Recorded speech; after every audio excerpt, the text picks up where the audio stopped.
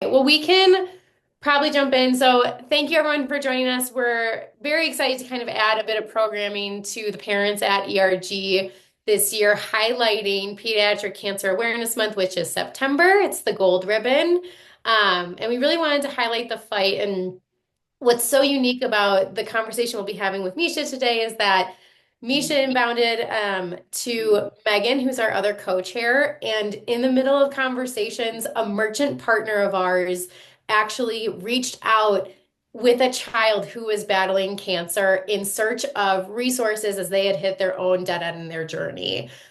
Misha was wonderful enough to connect them, get them additional resources. Unfortunately, Mark lost his battle a couple weeks later.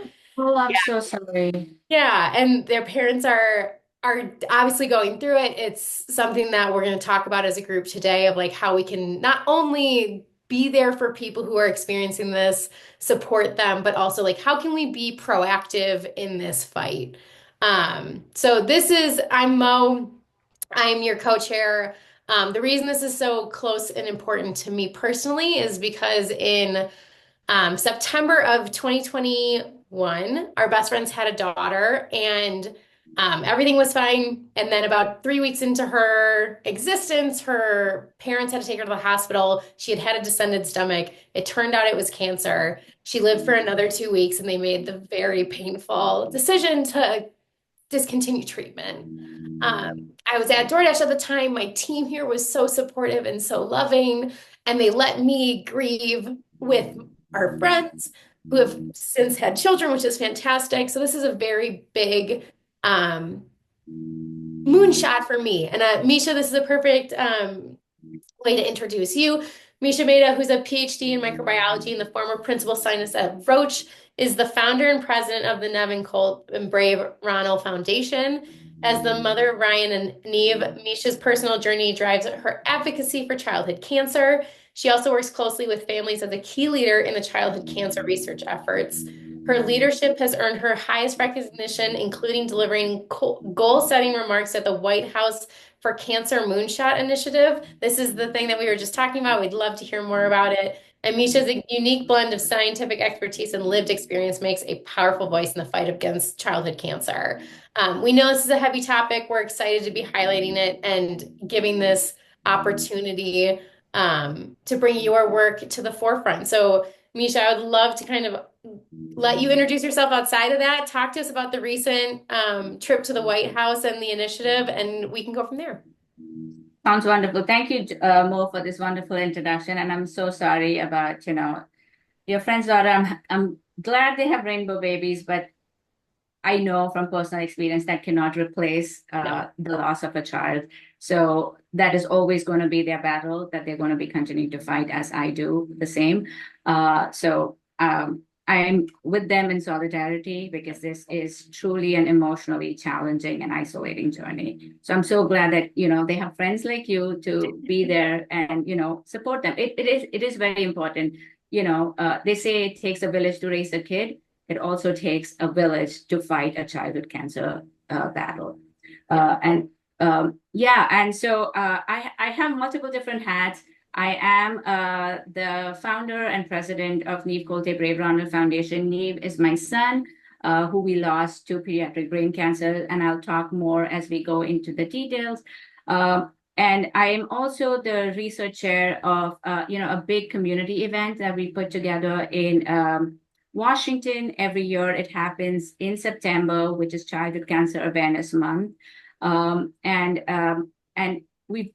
so far since our battle, so my son lost his battle in 2021, so same year, but it was in November. And since then, we've been trying to make a lot of momentum in changes on every different aspects of advocacy, research, and family support.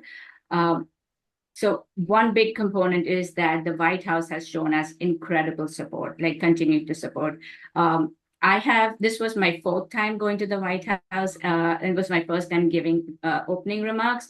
But just to show that the cancer moonshot is really very well vested in pediatric cancer and especially brain tumors because they don't have any active treatment right now. Uh, Hmm. with their support, they've gotten us a lot of industry partners too. So we have AWS partnership that helps us with all the technology needs that we need in the community. So all I can say is in this point of time, we are trying to collaborate, make the circle bigger.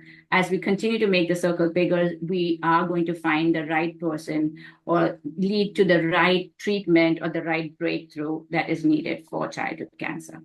And I'm curious, like what you mentioned that, brain cancer is such a focus. Is there a reason that treatment is so difficult?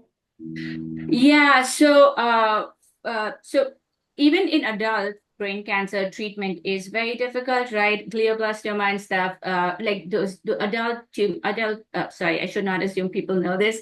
Adult folks get a lot of different brain tumors, but most of them are in like mature tissue. So they're actually not hijacking a developing brain tissue.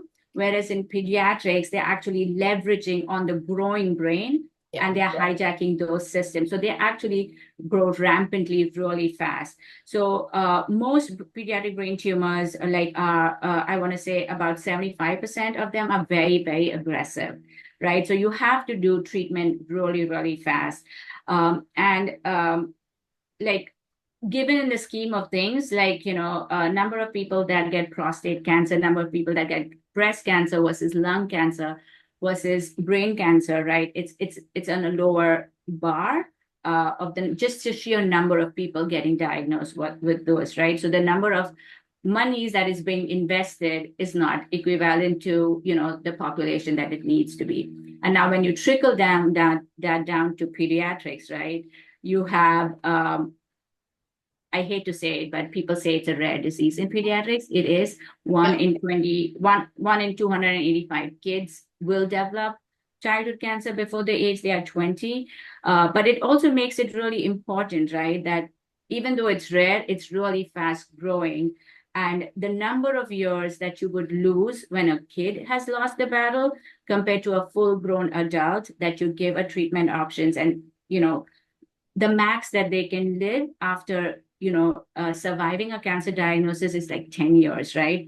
Right. Whereas a kid who's been diagnosed at 6, or in case of your friend's daughter, 2 weeks, right? Yeah. Like The whole the life was ahead of her, right?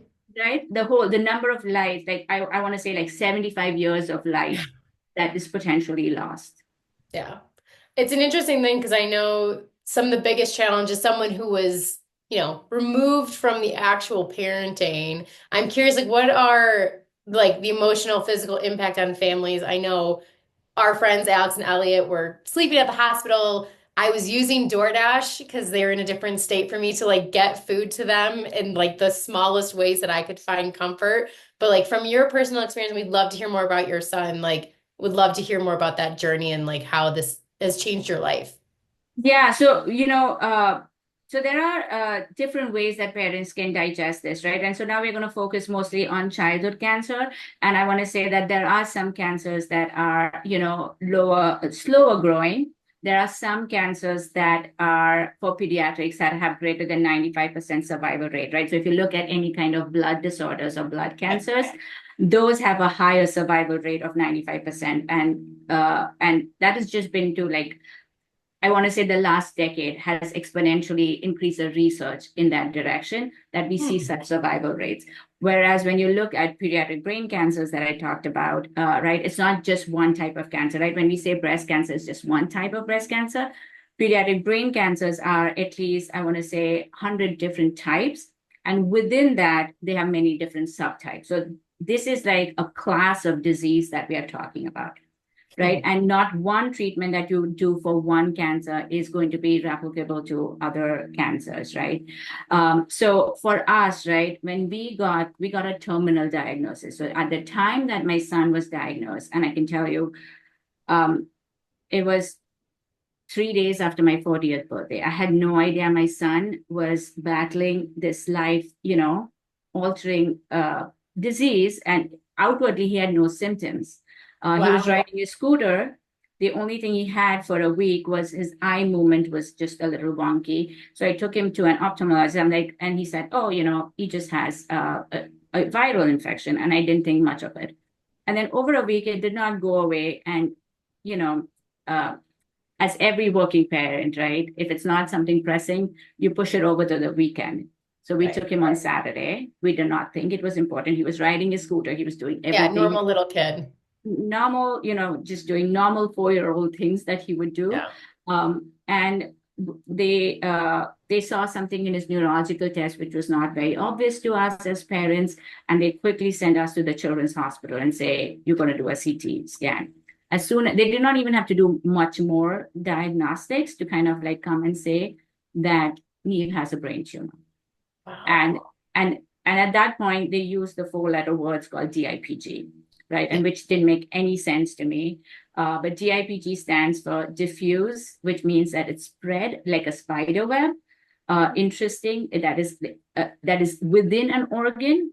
Pontine is where the location is the pons, that is the highway that connects the brain to the rest of your body. So all your essential functions are in that location. Oh my God. It regulates your breathing, it regulates your heartbeat, it regulates your food intake, your swallowing, everything, right? That's what it regulates. And glia is the cells that become the tumor cells. So that's why it's called gliomas.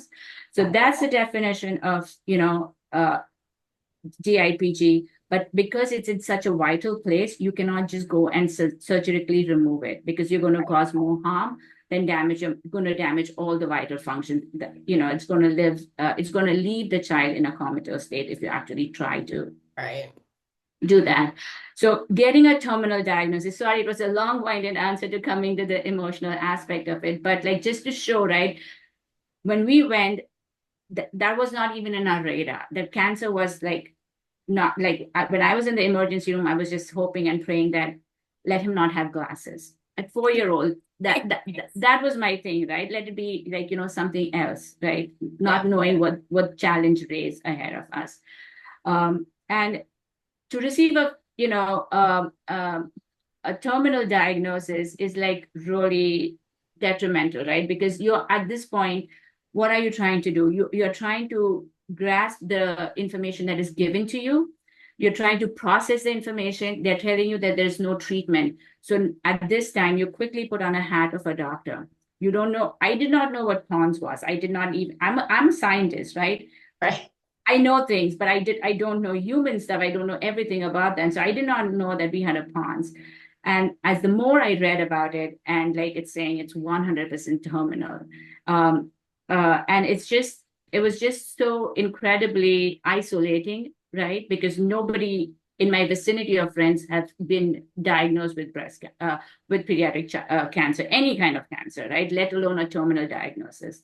So the emotional stress is like insane, right? It breaks your family apart. Um, it's like I quickly like was a scientist and a mother and a caregiver. My husband was like the chief financial officer because I stopped working. Right, we quickly split into these roles, and then Yeah. my sister was a caregiver for my older son because my son was incapacitated. We could talk more about that, but we always had to have one person with him and one person driving, Yeah. right? So we needed care. So you know how the family dynamics completely changed, right? It's a very big emotional toll for a terminal diagnosis because you're trying to also make memories because you don't know how much time you have left. You are waiting for anticipatory grief that is going to set in, right? And it's just in general a shock, and the anxiety is like through the roof. Yeah. And it affects siblings very differently. My son has his own battle right now that he's Of course. fighting, right? It's very isolating. He doesn't have friends that can understand, what he's going through. I don't have friends that can understand. Of course, as we go out in the community, we make friends that have Yeah. similar lived experiences. But like for other childhood cancers that have treatment options, it is still horrible, right? Even if the child has been cured, right? The parents are always on the edge. Like, is there a relapse Going happening? back. Yeah. Uh, right? Like, what are the life limiting abilities that are going to come with such a diagnosis? And I want to say that especially true for childhood cancer. Over 75% of kids that have experienced childhood cancer, in later years, they develop secondary cancers or like severe heart diseases. So their battle and their challenges don't stop once they have, done the bell. If you've seen any kids ringing the bell saying that their treatment is done, it does not end there. Yeah, that is when the entire life battle with diagnosing this tumor begins with. Yeah, it's interesting because again, our friends who's now have children that are much older than their first daughter ever was, they're in daycare now, they're working parents, the kids are getting sick for the first time, and having twins, like they compare one to the other all the time. And when one has a flare up and the other one doesn't, it's all cancer is always It's the a first thing that trickle. mom goes to, despite the fact that they were fortunate enough to use science to cut that genetic gene out of their pool. Yeah.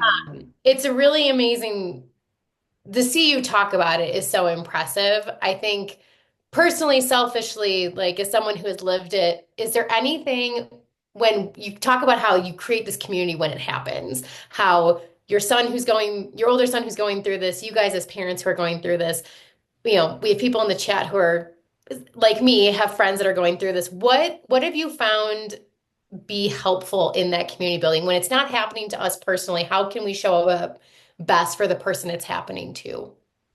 Yeah, I think it's like this is it, and I think Shilpa, because she supported us when we were in the battle, so she can actually talk from that aspect. But I can like briefly talk about like as a parent in the fight, like what helped us in the journey.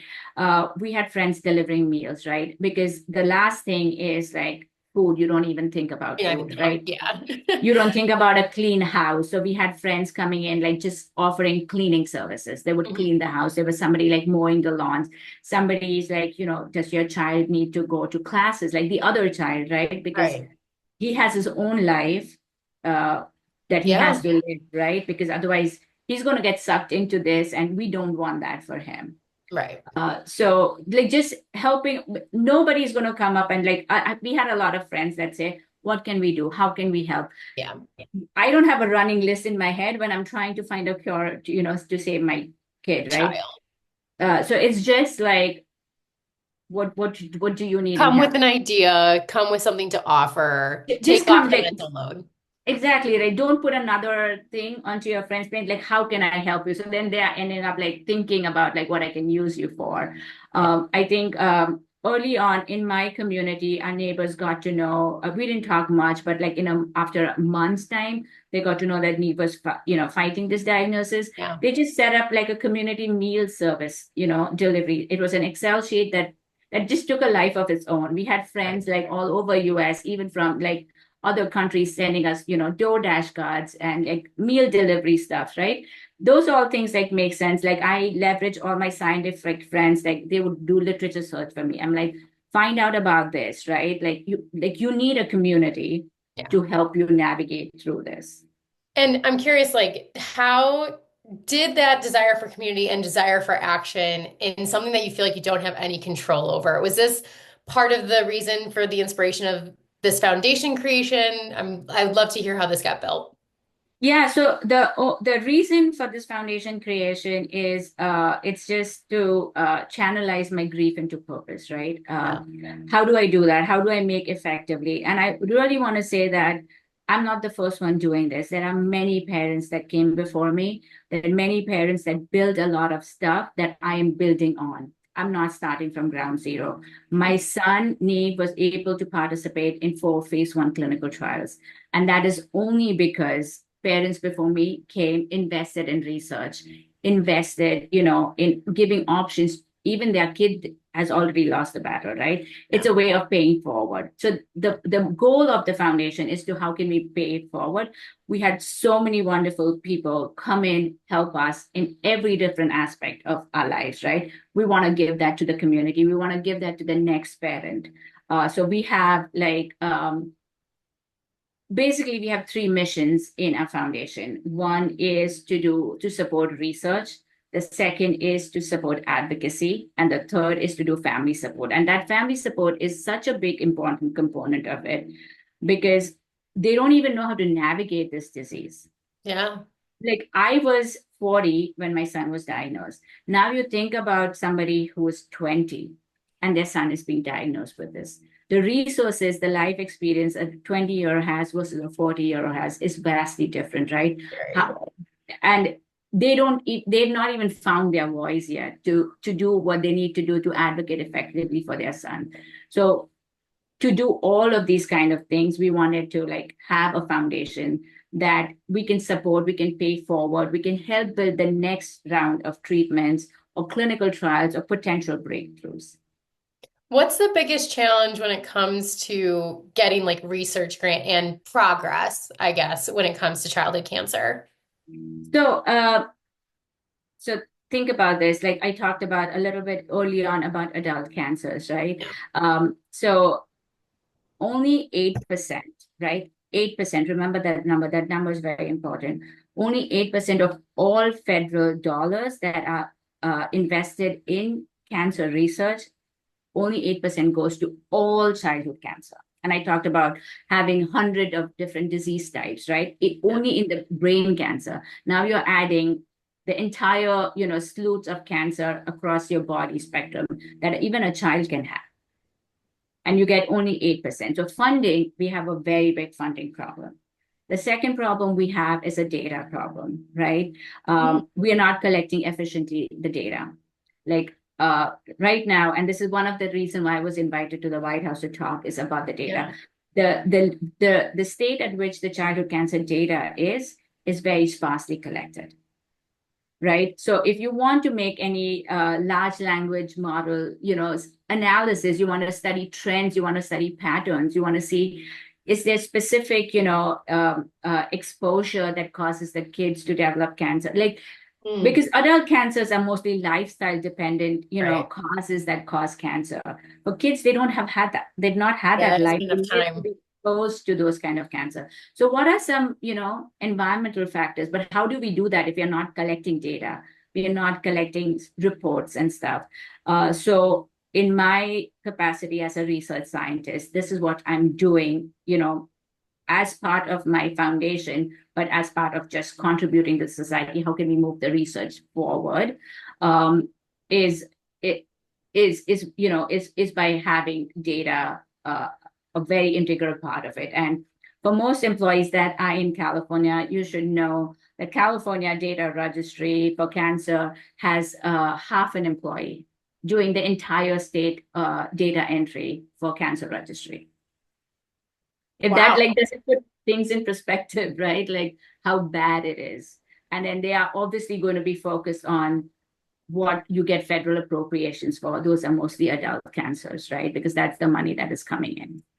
Do you guys see, and since you're so involved in the data side, you're so involved in the research side, and like we obviously work at a tech company, Yeah. I'm curious how technology advances.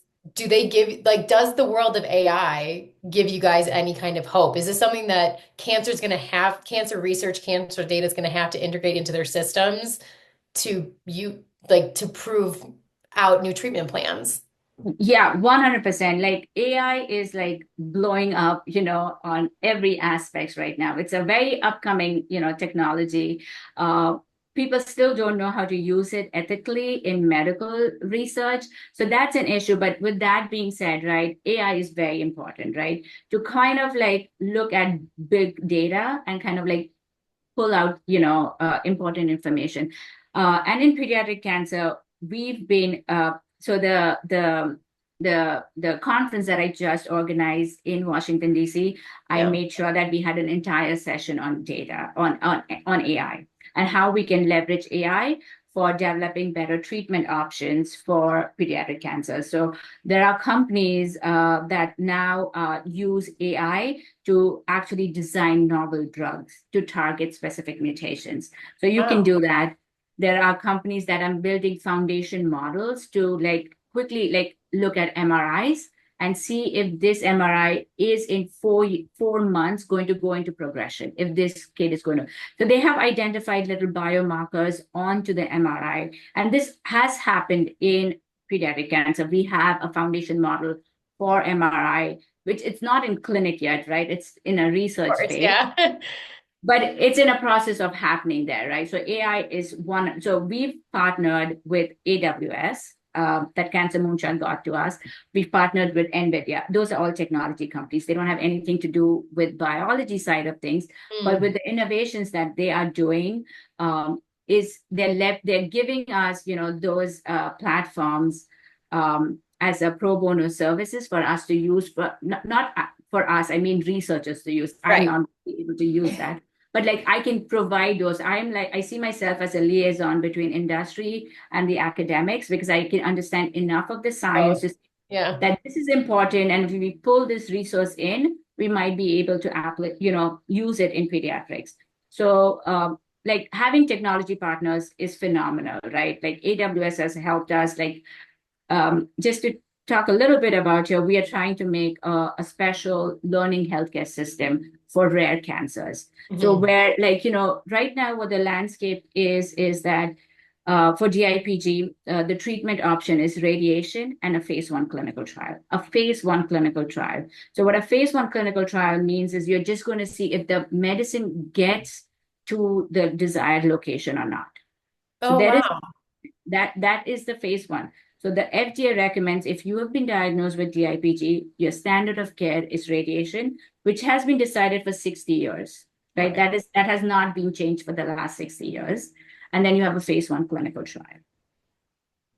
And that is how sad the state is. Why do we think that has there just not been enough funding, enough research, enough breakthrough to move the needle beyond a 60-year-old radiation? Yes, 100%, right? And like I don't know if anybody knows this, but Neil Armstrong's daughter, Murray, was diagnosed with DIPG when she was a baby. Wow. She did pass away from the same disease that my son had. And he has, in fact, written in his autobiography, it's mentioned in his book as well, that you have money to send me to the moon, but you don't have money to cure my daughter. And that Yeah. still holds true, and just think about the number of space explorations we've made since then, the amount of money that we've put both private and government in space exploration, and the needle for pediatric cancer has not changed at all.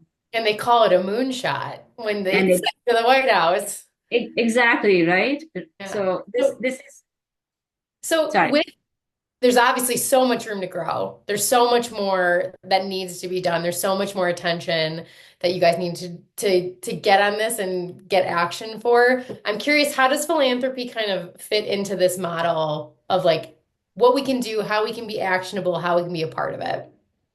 Yeah, philanthropy, is just not important, right? It's absolutely critical. Like I just explained, right? We talked about like just 8% that is coming from federal appropriations, right? Every dollar that is donated, every fundraiser that's organized, every foundation like ours that is established, they are all lifelines to these kids that are coming into this battle, right? Philanthropy helps us fund high risk, high reward research that will eventually lead to a potential breakthrough. Right? They also help support families that are undergoing, fight right now. They also support survivors, right? We've only talked about treatment options, right?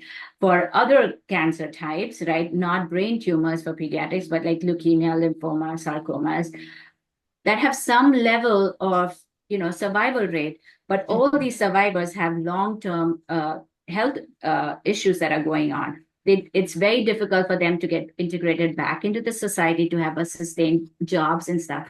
So these kind of help, even like supporting survivors Yeah. in pediatrics, and like we already talked before, right? It's a long life. If you're diagnosed at something that you're 6 years old, and if you're expected to live like 80 years old, like Hmm. that amount of time, you're always going to need supportive resources because you are going to have ongoing health issues. Right. That is And like, the treat like making sure it doesn't return if it like the monitoring aspect of it alone is could be a yeah. full-time job. I mean, I want to say more than 50% of the kids that have a primary cancer, they develop a secondary tumor too, just because of the side Wow. effects. Right. So think about it. Like my son got radiation. How often, like a normal kid gets radiation? Right. In sun, like if you're under the sun, you get some amount of Yeah. radiation, but you're exposed to like a really high dose of radiation, and you're actually mutating other cells in your Right. body. and those can lead to secondary cancers. So it's just the treatment related effects. Yeah. With that in mind, so obviously philanthropy is a part of it. There's the corporate aspect. I'd love to hear about corporate partnerships and then also like individual ways that the best way to support causes like yours. Yeah, so corporate partnership is like really very, very important, right? Like I already told you about how little the funding is, how little the like government is changing, government is caring, but not at the space, at the pace that we need, right? DIPG alone has 400 kids in the United States that are diagnosed every year. That means every year you lose 400 kids, Wow. right? Because it's a terminal diagnosis. That's just one Yeah. type of terminal diagnosis. Right. EMR that your friend's daughter had is Yep. also a terminal diagnosis, right? So Yep. when you add that, that number becomes so big. Yeah. Uh, but like corporate partnerships have been really instrumental in amplifying our impact, right? I gave you a few examples of what tech companies are doing Yeah. in terms of the space in helping providing us resources. And, like MRI building foundation models, AI is just one part of it, right? When you talk about biotechnology companies, we are leveraging them by saying, can you give your skilled, services for volunteer basis to our research institutes, to our doctors? Uh, we have companies that are donating reagents to, fund, like, so when we have, I should just back up and say, so I'm also part of like a big funding alliance that our organization funds with. We have 60 different nonprofits that come together. Think about it like crowdfunding, Yeah. right? We have our own medical advisory committee. So we have talk doctors that are looking at these grants that are coming in. We like go ask our community of doctors, give out your next best idea that you think is going to lead to a potential cure, or even like a system to detect and monitor these cancers, right? And the advisory committee kind of like looks at it, and they say like these are the top, grants that you need to support. And then I go into it and I say like, oh, this company reagent, I can like ask them to give that. So I can decrease the amount of grants that we have to fundraise, Right. You can right? group And it. leverage on those contacts to do that. So that's those kind of corporate partnerships are valuable, right? Like, and recently we partnered with another company. It's a mergers and acquisition company. It's called RSM, based in the Bay Area. They gave us 500 school supply bags to donate to, all the critically ill children at hospitals. Yeah. You know, it might not seem a big thing for my son who'd never been in school, and because he was diagnosed when he was 4. And Right. when he saw his brother, he always saw his brother going to school. Going to school was so important to him.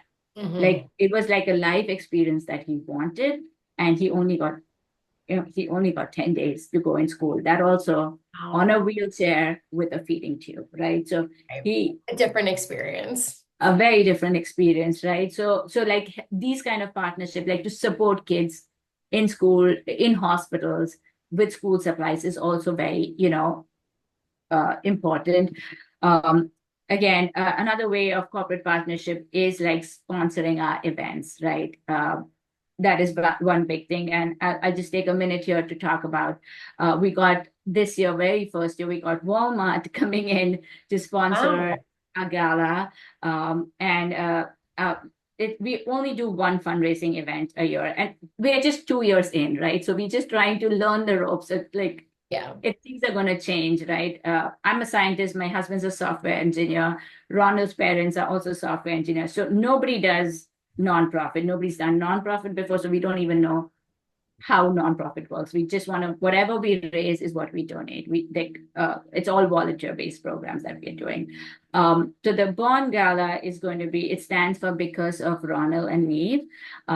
And it is going to be biggest fundraising event. And last year was the first year when we raised about $100,000 that we gave to UCSF or for a very novel breakthrough grant proposal. So we have fingers crossed Yeah. that there is something good that needs to come out of that. So again, this year is the same thing, to support research and to also support family programs as well.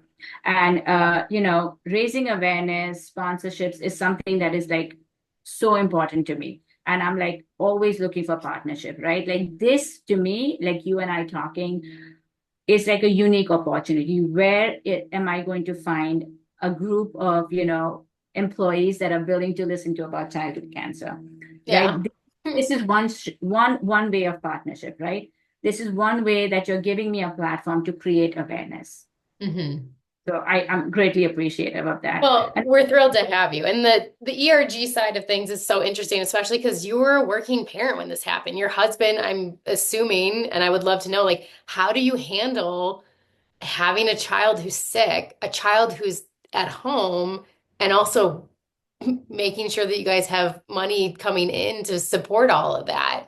I mean, this we talk about a lot here in the ERG community, like returning to work and how the adjustment to becoming a working parent is so hard. And, to be a parent who's got older children, who's kind of in the routine, to have this thrown into your mix. How do you handle the day-to-day aspects of work while dealing with something as difficult and overbearing as this? yeah, so my son was diagnosed. I have not been back to work since the Yeah, day he was diagnosed. I tried to do some remote work, but uh, like most cancers, they don't because they don't have any treatment options. The doctor leave all the treatment decisions to parents. And I'm coming in, and you are a doctor who's had years and years of experience this, and they are telling me what is the next thing to do to save my child, right, right? I just want to throw that and think about the amount of guilt that you have for every decision that you make for your child's treatment, right. especially when the child does not make it. Yeah. Did I go wrong at some point? Was this my fault? Everything you're second guessing. Was this the right clinical trial? Because it's a clinical trial. Was this the right one? Should I have gone to this one, right? You're always second guessing. What So if? I never went back to work. For my husband, it was very difficult because, like I said, right, he became the chief financial officer to make sure we can sustain stuff. And at that point, when you have a terminally ill child, you don't want to say no, right? No. If my son wanted shoes, I'm going to go get him shoes. If my Yep. son wanted a soft toy, I'm going to get him. If he wanted five, I wanted to give Right. him that, right? So money becomes really important. So he was working. He had to work. There was no choice. He had to work. He also wanted to spend the same time that I spent with my son, but that is a decision But that he couldn't, right? That yeah, he had to do it for what was good for the the family. So family. those emotional, complications are separate from him from what I have faced through, right? That Yeah. I cannot understand. So he did that, and then a lot of parents start GoFundMe. A lot of our friends support us, right? Like, more than I want to say half of the families that have childhood cancer, they undergo bankruptcy because per child, the average in 2020, I looked at the numbers, one child, treatment care for cancer is over $900,000 a year. Wow. That is the cost. So now, which family has like, except for the Right. ultra, like which family has this kind of resources that are And I'm available? sure insurance is a whole complicated thing on top. Ensure, and not even that, right? Another point that we were talking about at the White House was access Yeah. to care, right? Like a lot of kids, I want to say 75% of kids in United States are on Medicare and Medicare aid, right? Yeah. And Medicare does not allow you to cross state boundaries to seek treatment. And it's not necessary that the state that you live in have the best clinical trials that are right fit for your child. We ourselves are in the Bay Area between UCSF and Stanford, both center of excellence, right? Like Yeah. both best children's hospital. For our son, the very first clinical trial we went to was at Columbia University. Even we had to travel, being in the Across the best, country. right? And these financial things just add up, right? Oh, They right, because not only you already have a house here that you're paying mortgage on, you're paying rent at another place. yeah, You have for kids extended that are periods of split, the time. family split, going back to your emotional turmoil question. This all plays a part in it, right? If a family's uprooted and moved, like a lot of childhood cancer families go to St. Jude's. Yeah. They provide free housing there, but they still have to maintain a house here. They still have to maintain kids here, right? So it's a very emotionally challenging, Yeah. journey. And you can only and that's why there are foundations, right? Like there are Yeah. multiple different foundations that do family support program.